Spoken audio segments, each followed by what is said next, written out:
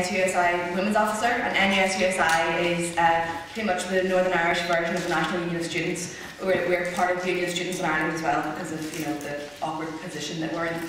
So essentially this year what we've been doing alongside the ECP is starting to mobilise support against a bill that is in process of going through the Stormont Assembly, which is the Northern Irish equivalent of Parliament.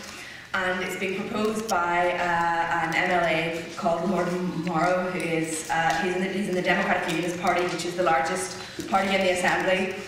And they're anti-choice, anti-LGBT rights, anti-women in general, anti-anybody pretty much who isn't a white, non-disabled Protestant man.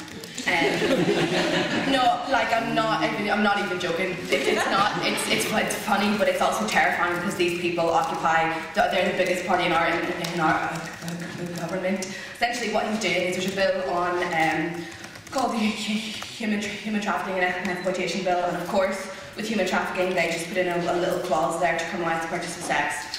And thankfully, most organisations in Northern Ireland, whether they be charities or campaigning organisations, on the whole have come out and said that this clause has nothing to do with the bill. This clause is being put forward with the dubious evidence to support it, and it's not going to help the people that you're putting forward this bill to help.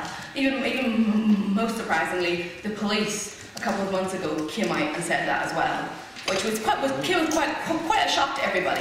And then, of course, a couple of months later, after they'd been put under sustained pressure from the union's politicians, they then came out and said, "Oh, but by the way, we don't do any laws, so don't ever listen to us again. Sorry about that." But the fact that they came out and admitted that it was not going to help the women that they see working on the streets and was not going to help solve any of the problems that this bill is trying to solve was a pretty big step. And what we're trying to do at the minute is mobilise students' unions to give a shit about this, because, as you well know, the general culture in Northern Ireland is very conservative. It's very anti-choice, anti-LGBT rights.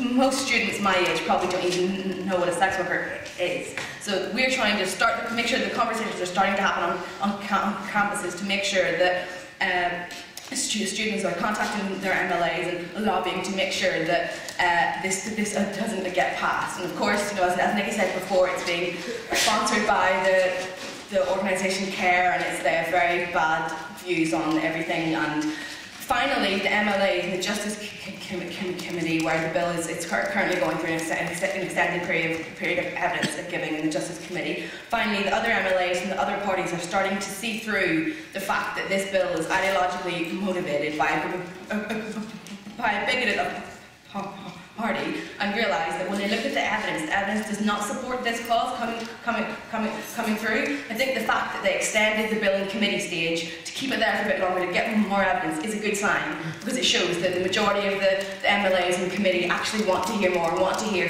from the people who know what they're talking about, which in this instance is not the DUP. And it was pretty good as well, because I've been working with ECP since about June last year. They went on the Justice Committee went on a propaganda trip to Sweden to see the Nordic model in action and all that crap. And because MLAs are on board and on side with us, and we had contact with ECP and then put us in contact with an organisation two seconds.